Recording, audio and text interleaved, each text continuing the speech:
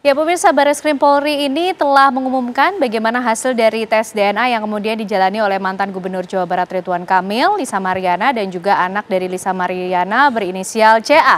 Dan Barreskrim ini menyatakan bahwa hasil tes DNA antara Ridwan Kamil tidak memiliki kecocokan DNA dengan anak berinisial CA atau non-identik. Lalu bagaimana kelanjutan kasus atau dampak dan konsekuensi hukum dari kasus ini, pemirsa? Malam hari ini kita akan membahasnya bersama dengan sejumlah narasumber yang sudah hadir di Apa Kabar Indonesia Malam. Tentunya kami juga akan menghadirkan untuk Anda memberikan pengetahuan bagaimana sih sebetulnya mekanisme atau prosedur dari tes DNA tersebut.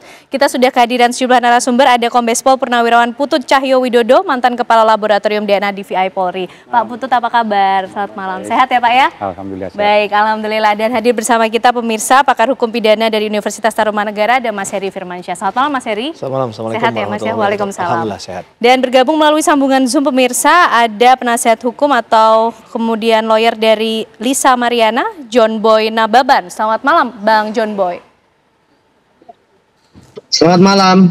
Oke, dan juga bergabung melalui sambungan Zoom kuasa hukum dari Ridwan Kamil, ada Bang Muslim Jaya Butar-Butar. Selamat malam Bang Muslim Jaya. Selamat malam Mbak Gen. Oke, kita mulai dari Bang John Boy. Kita ingin tahu tentunya bagaimana respon dari pengumuman yang dikeluarkan oleh Barreskrim Polri siang ini Bang. Meskipun Lisa Mariana juga nampaknya sudah mengekspresikan atau merespon secara langsung dari hasil yang diumumkan ini. Ya, kalau saya respon dari kami kuasa hukum sih, ya kami menerima dengan lapang dada apapun hasil yang sudah disiarkan tadi di Barreskrim Mabes Polri. Ya, karena semua prosesnya sudah baik dari mulai awal pengambilan sampel maupun tadi hasilnya. Jadi ya kita menghormati semua proses-proses yang sudah berjalan. Adapun kekecewaan klien kami, Lisa Mariana, itu hal yang wajar karena ya manusiawi pasti masih bertanya-tanya kenapa bisa seperti ini gitu. Dan saya baru komunikasi dengan dia, ya bakal mungkin kita akan melakukan untuk second opini ke depannya itu seperti apa. Nah tapi itu yang akan masih nanti saya akan bicarakan kepada klien saya. Itu aja. Oke, sejauh ini menerima tapi masih akan memikirkan bagaimana rencana second opinion.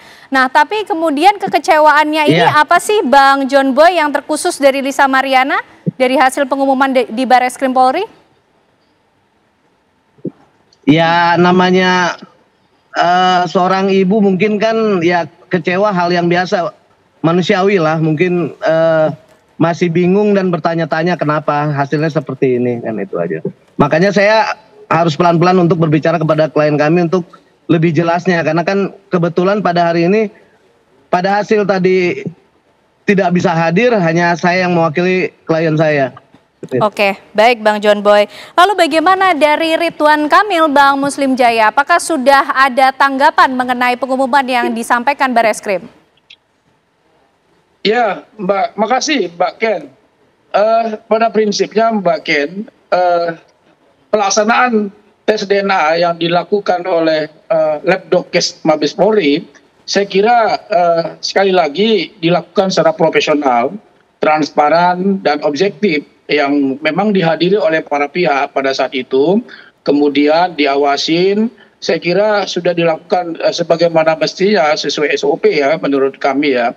Nah, adapun hasil pada hari ini ketika tidak identik atau Zelina Azura bukan anak biologis dari Ridwan Kamil, saya kira ini juga hasilnya kami apresiasi dalam artian ini profesional, transparan dan objektif sekali, karena memang saya yakin kenapa seperti itu, karena memang tes DNA itu dilakukan oleh pihak yang berkompeten gitu loh. Jadi kami mengapresiasi kerja-kerja profesional dari pihak Laboratorium Dokes Mabes Polri, karena ini adalah dapat dipertanggungjawabkan secara hukum dan secara medis. Nah tentu kembali lagi ya Pak Ridwan Kamil maupun kami seluruhnya tim kuasa hukum tentu menerima baik hasil ini. Nah tentu sekali lagi terkait dengan seperti apa ke depan nanti, ya kami menyerahkan kepada Barreskrim Mabes Polri, karena ini kan bagian dari proses penegakan hukum yang dilakukan oleh Barreskrim. Nah tentu Ada hal-hal yang kira-kira mungkin ada namanya restoratif justice, ya tentu sekali lagi peluang-peluang itu tentu ada nanti ke depan. Saya kira gitu Mbak Ken. Oke, baik. Tapi Pak Putut, nampaknya publik atau masyarakat juga sebagian besar mengikuti perjalanan dari kasus ini dan ingin tahu Pak, sebetulnya bagaimana sih mekanisme atau prosedur tes DNA itu dilakukan Pak Putut? Baik, sampel DNA itu kalau untuk proses ya harus diambil oleh penyidik. Tapi kalau tidak dengan penyidik, orang laboratorium bisa diundang ke TKP untuk mengambil sampelnya. Karena keberadaan orang laboratorium itu terbatas. Kalau ini pas di Jakarta kan, nggak dekat. Kalau di luar Jakarta sana kan tidak mungkin. Kita sudah mengajarkan kepada Reskrim bagaimana cara mengambil sampel DNA yang baik. Apa Jadi yang tidak diambil masalah. Pak Putut sampel DNA itu? Rata-rata adalah yang sekarang yang paling mudah adalah bukal swab. Bisa darah, bisa akar rambut. Yang penting di situ mengandung sel. Jadi DNA itu sampelnya sebetulnya adalah sel.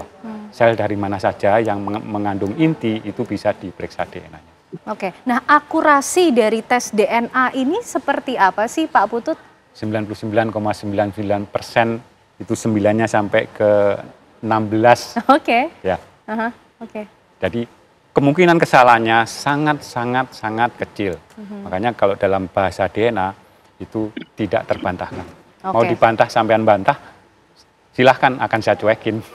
Oke. Itu istilahnya begitu. Artinya ini kemungkinannya sangat kecil ketika kemudian nanti diambil langkah second opinion dan hasilnya berbeda itu sangat kecil kemungkinannya Pak Putut? Betul. Oke, nah kemudian dalam mencocokkan kalau ini kemudian secara biologis apakah ayah kandungnya atau tidak.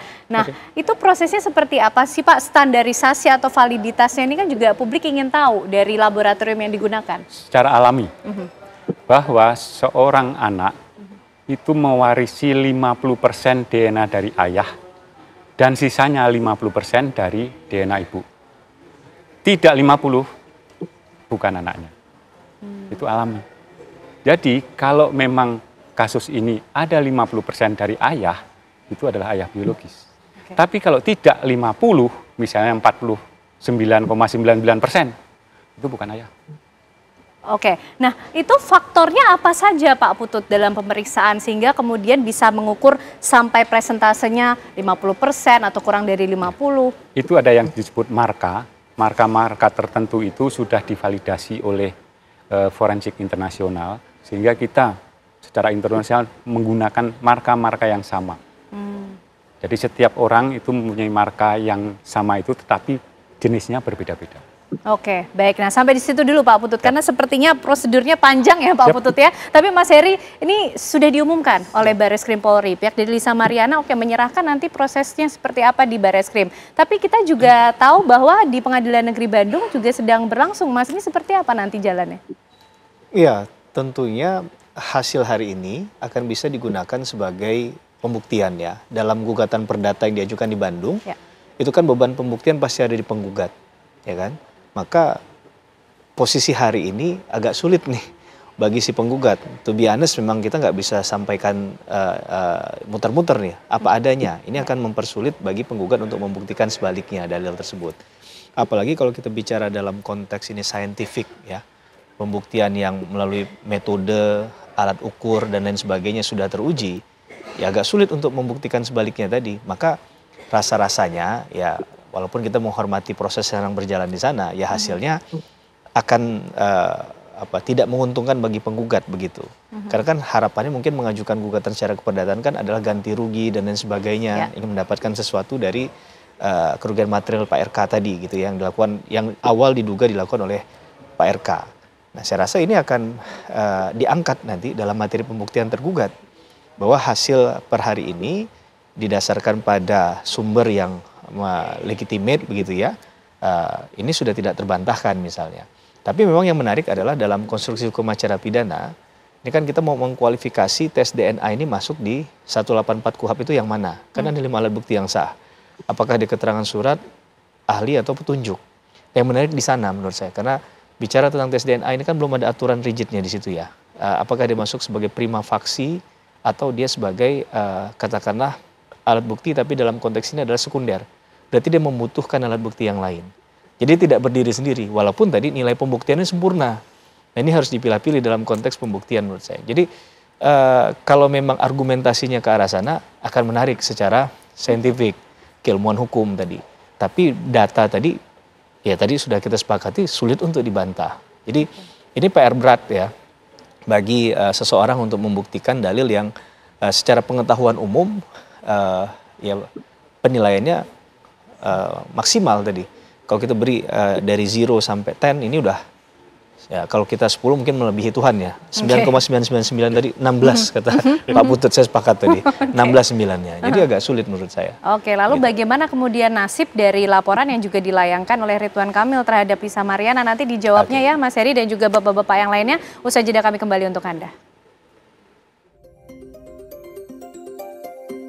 Baik, kita lanjutkan pembahasan kita malam hari ini pemirsa. Bang John Boy, nampaknya Lisa Mariana begitu ekspresif atau begitu nyata mengungkapkan ketidakpuasannya atas apa yang diumumkan oleh Barreskrim Polri yang menyatakan tidak ada kecocokan DNA antara Ridwan Kamil dengan anak dari Lisa Mariana.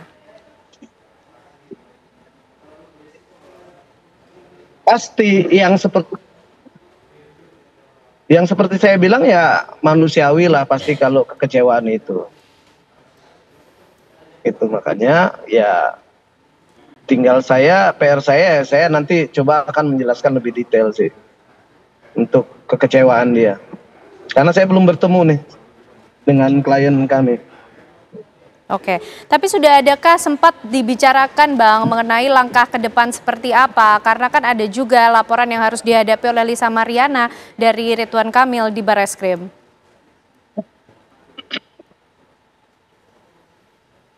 Hal perkara pidana kan ada restoratif justice, makanya kami menyambut baik sebenarnya apa yang dinyatakan oleh kuasa hukum Pak RK sendiri. Ya mungkin itu ke depannya dengan finalnya tes DNA ini kan selesai semua permasalahan LM dengan RK, tinggal memikirkan solusi ke depan yang terbaiknya itu seperti apa. Oke. Gitu loh. Karena kan bicara masalah dan tidak bisa dipojokkan hanya satu sisi di klien saya. Jadi saya rasa mungkin bisa ke depannya itu menjadi solusi seperti apa ke depannya. Itu yang nanti kita akan utamakan sih. Oke, baik. Bang Muslim Jaya, ini seperti apa kemudian kelanjutannya Bang? Proses hukum ini kan juga masih terus berlangsung. Pak RK juga melaporkan Lisa Mariana di Barreskrim. Ya, makasih Mbak Ken. Memang kan tes DNA ini kan dalam rangka proses penyidikan yang dilakukan oleh Barreskrim yang sekarang ini memang berlangsung di Barreskrim. Yang awal April kalau tidak salah itu Pak Ridwan Kamil melaporkan Lisa Mariana ke Barreskrim dengan dugaan tindak pidana pencemaran nama baik pasal 27A, pasal 310 dan 311. Nah itu sudah disampaikan. Nah, kemudian kasus ini kan naik menjadi penyidikan. Nah kami melihat bahwa penyidik ini kan akan menuntaskan secara komprehensif lah. Nah tentunya diminta untuk dilakukan tes DNA dan Pak Ridwan Kamil juga jauh-jauh hari meminta untuk dilakukan tes DNA supaya apa? Supaya berkepastian hukum. Nah tes DNA ini kan dalam rangka tadi saya sampaikan tadi dalam rangka penegakan hukum. Nah kedepannya tentu kami menyerahkan sepenuhnya kepada Barreskrim Mabes Polri karena ini menjadi kewenangan Barreskrim Mabes Polri. Tetapi tidak tertutup kemungkinan seperti yang disampaikan oleh kuasa hukum Lisa Mariana selalu ada yang namanya restoratif justice. Nah tentu ke depan ya tentu itu menjadi sesuatu yang kita akan pikirkan ke depan seperti apa. Tetapi tentu dengan adanya tes DNA ini saya kira permasalahan antara Pak Ridwan Kamil dan Lisa saya kira sudah selesai ya, tidak perlu ada lagi spekulasi yang seperti apapun ya karena sudah berakhir dengan adanya hasil tes DNA seperti yang disampaikan oleh Pak Putu tadi divisi DVI mantan DVI memang hasilnya kan 99,99%. Nah tentu ya kami menerima dengan baik. Ya mudah-mudahan ini selesai untuk kedepannya. Kira-kira itu Mbak Ken. Oke, baik Pak Putut, tentu selalu ada respon beragam lah ya dari hasil yang diumumkan oleh Barreskrim Polri. Tapi seperti apa sih treatment terhadap sampel DNA ini Pak di laboratorium sehingga kita betul-betul bisa memastikan hasilnya valid 99,9 sampai 16 kali juga tidak akan berubah Pak Putut? Ya, betul. Gimana Pak? Jadi kalau secara laboratoris itu seperti itulah. Jadi hasil DNA itu adalah yang berbicara bukan ahlinya, tapi sampelnya yang berbicara. Jadi yang 99,9% itu bukan kami, tapi sampelnya yang bicara berdasarkan hasil pemeriksaan itu. Oke, di luar itu saya jelaskan juga. Seorang anak biologis itu hanya mempunyai ayah satu di dunia ini. Oke? Si RK ternyata bukan. Berarti ayah dari anak itu kita belum tahu. Oke. Jadi saat ini seluruh laki-laki di dunia ini menjadi tersangka dari ayah itu, dari anak itu. Oke. Di mana RRK bebas, karena dia udah terbukti dengan DNA-nya dia bukan. Oke, tapi bagaimana sih Pak treatment yang diberikan terhadap sampel DNA dari kemudian pihak-pihak yang diperiksa ini di laboratorium seperti apa? Sampling dari sampel, kita terima sampel dari TKP, kemudian kita menganalisa sampel ini yang disebut pemeriksaan pendahuluan. Ini sampel ini bisa diperiksa atau tidak secara DNA. Itu langkah pertama. Terus kemudian langkah kedua adalah ekstraksi. Dari ekstraksi nanti akan dihasilkan DNA murni. Dari dinding sel, cairan sel itu dibuang semua. Tinggal DNA. Itu ekstraksi. Setelah diekstraksi, kita timbang. Dalam tanda petik ya. Timbang berapa sih DNA yang kita dapatkan dari pemeriksaan tadi, dari pengambilan sampel tadi. Dari timbangan itu misalkan kita dapat 500 nanogram. Padahal yang kita butuhkan itu hanya 1 nanogram. 1 nanogram tahu ya, 1000 gram. 0,1000 gram. 0,0001 gram. Oke. Nah, itu kita encerkan dari 500 menjadi 1. Jadi kan yang kita dapatkan itu sangat berlebih. Yang kita dapatkan dari swab itu. Karena 500 bisa digunakan untuk 500 kali, kita hanya ambil 1. Setelah kita tahu hasil ekstraksi, kita ambil 1 nanogram itu, kemudian kita yang namanya amplifikasi. Itu adalah penggandaan jumlah DNA supaya kita mudah diamati. Itu jadi miliaran kopi DNA sehingga kita mudah mengamatinya. Kalau barang kecil kan susah kan. Ya. Kalau itu diperbanyak itu akan mudah. Setelah diperbanyak kita periksa tipe DNA-nya apa. Dan tipe DNA-nya ini masing-masing manusia akan berbeda. Untuk forensik kecuali kembar identik. Itu sama. Oke, jadi pemeriksaan DNA dari kasus Ridwan Kamil, Lisa Mariana dan juga anak dari Lisa yang berinisial CA ini dilakukan di satu laboratorium khusus yang pengawasannya juga dijaga ketat. Siapa saja yang punya akses terhadap sampel itu Pak Putut? Betul. Betul Siapa sekali. yang memiliki akses Pak terhadap sampel-sampel tersebut? Laboran semua memiliki akses. Tetapi laboran sendiri tidak tahu itu RK kah, itu LM kah, atau karena di situ sudah dalam bentuk kode. Jadi dia tidak tahu apa yang dia periksa. Sehingga kemungkinan untuk memanipulasi itu sangat kecil. Dan itu setiap langkah dicatat. Jadi kita bisa merunut, oh itu ditukar. Kita bisa merunut, oh ditukarnya di mana ya? Itu bisa sampai titik akhir, sampai hasil. Itu bisa dirunut. Dan andai kata ada manipulasi pun itu tetap bisa nanti gugur bila dicek di laboratorium yang lain? Betul. Oke, baik. Jadi saling cross check. Makanya tadi kalau second opinion sama-sama ISO 17075-nya, mereka pasti sudah pernah diperiksa situ, mereka meriksa juga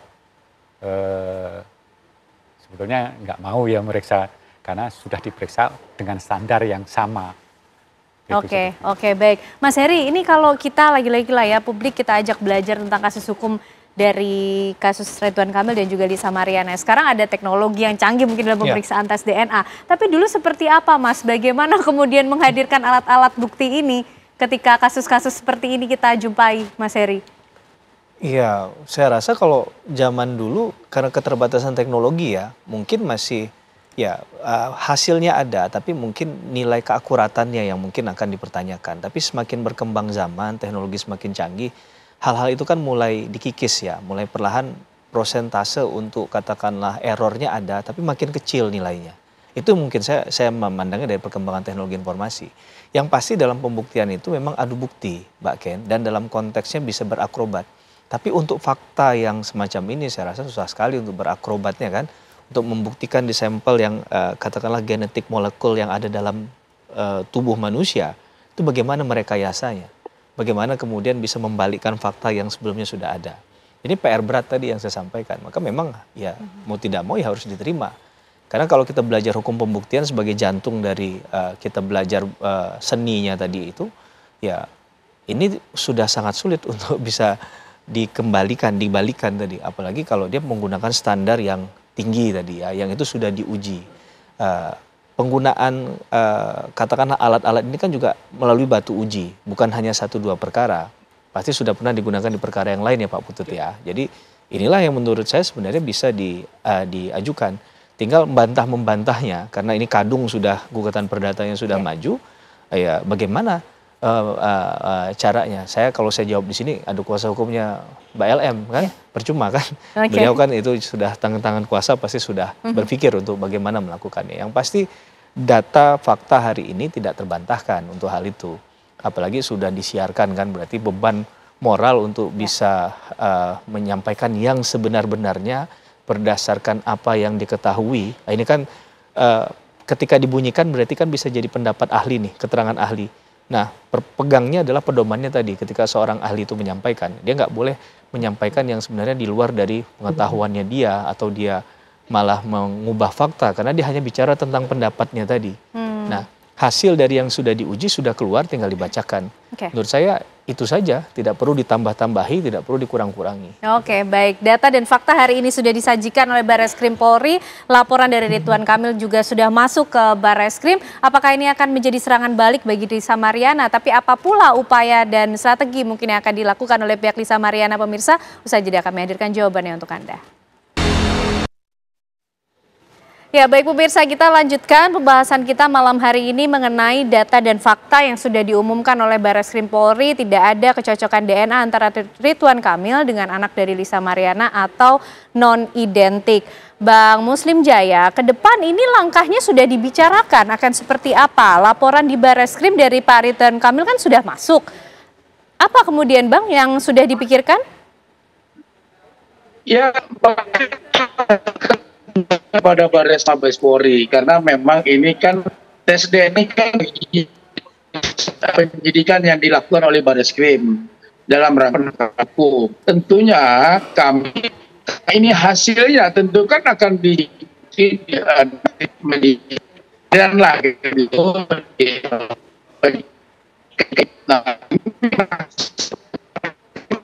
Dengan kejutannya. Tetapi baik, sekali lagi, Bang Muslim Jaya, kami belum bisa mendengar suara Bang Muslim Jaya dengan jelas. Kita akan coba perbaiki hubungan komunikasi terlebih dahulu. Mungkin bisa disesuaikan dulu Bang Muslim Jaya sehingga kita bisa mendengar dengan jelas. Tapi Bang John Boy, apakah juga kemudian upaya atau strategi yang sudah disiapkan oleh Lisa Mariana, Bang? Karena ada laporan dari Ridwan Kamil yang harus dihadapi. Apakah ini kemudian juga sudah disadari akan bisa jadi bumerang begitu?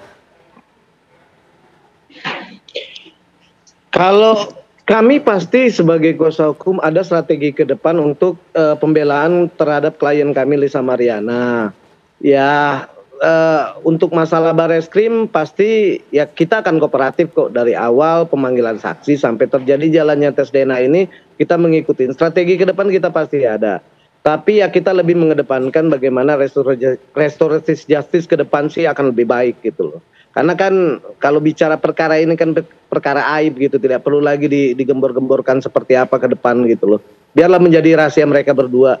Saya rasa seperti itu sih. Oke, mendorong untuk restoratif justice artinya mengenai second opinion ini juga nanti menjadi opsi kesekian begitu Bang? Ya pasti itu pasti akan kita lakukan ke depannya. Tapi ya karena ini baru kita menerima hasil tes DNA, ya paling utama adalah pemulihan untuk mental klien saya supaya lebih tenang dan lebih fokus lagi untuk mengurus keluarganya sih, itu aja sih. Oke, baik. Tapi yang jelas sampai ke depannya saya siap mendampingin klien saya dan pasti kita sebagai kuasa hukum sudah menyiapkan strategi dari jauh-jauh hari. Oke, baik. Bang Muslim Jaya pasti juga sudah mendengar yang disampaikan oleh Bang John Boy, ingin mengutamakan terlebih dahulu restoratif justice. Second opinion mungkin nantilah dipikirkan. Seperti apa, Bang? Tidak masalah ya, karena undang-undang mungkin jadi saya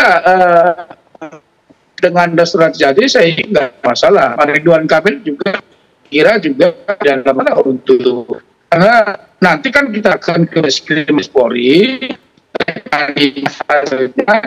kita sampai yang gitu loh. Kita kan mau penyelesaian ini ya tentunya berkepentingan hukum.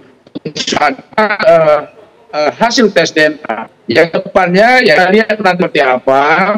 Kembali tentu kita harus meyakini bahwa hasil tes DNA ini ya mempunyai dampak hukum terhadap ini. Kira-kira gitu Mbak Ken. Oke, baik Mas Heri. Ini kalau kita lihat perjalanan kasusnya nanti ke depan akan terjadikah restoratif justice tersebut begitu Mas Heri? Kalau seperti apa yang sudah disampaikan oleh kedua pihak sepertinya akan islah ini, ya kan, akan damai begitu saja. Tapi ngapain kita harus ngotot juga mendorong ke arah yang mereka sendiri sudah nyaman di zona itu ya. Tapi tentu untuk pembelajaran ke depan tidak berharap ada kasus-kasus serupa menimpa siapapun. Harus ada efek jera dalam konteks misalnya penyelesaian ini diarahkan kemana. Apakah ada permintaan maaf secara tertulis atau lisan disampaikan misalnya diatur di media mana. Itu kan juga harus jadi satu kesepakatan ya agar kita bisa belajar dari hal buruk tadi untuk tidak terulang ke depannya. Saya rasa ini hal penting sehingga tidak mudah misalnya seseorang mendalilkan sesuatu sedangkan misalnya hal itu sudah tersiar kemana-mana, pemberitaannya sudah masif, sudah hancur misal martabatnya, kemudian next dibaca orang lain yang itu bagian dari keluarga besarnya di kehidupan yang berikutnya.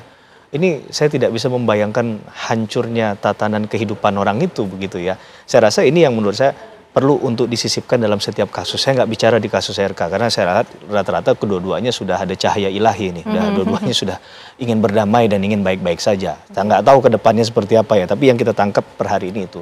Dan catatan kedua saya adalah ketika ini menarik menyeret nama seorang anak ya, CA walaupun tidak pakai inisial tadi. Ini yang kita prihatin juga. Mudah-mudahan walaupun kasus ini nanti akan seperti apa, minimal kita ingat bahwa CA ini dalam pusaran kasus ini bukanlah aktor apapun. Dia mungkin juga dalam tanda petik korban dari suatu proses yang kita nggak tahu siapa yang benar siapa yang salah tadi ya. Saya berada di posisi itu. Tapi tentunya kita harus ingat anak ini adalah anak yang harus selamatkan jiwanya dari pemberitaan-pemberitaan semacam ini dan stop untuk berbicara tentang CA tadi menurut saya. Kalau kasus ini sudah mau pada ujungnya akan selesai.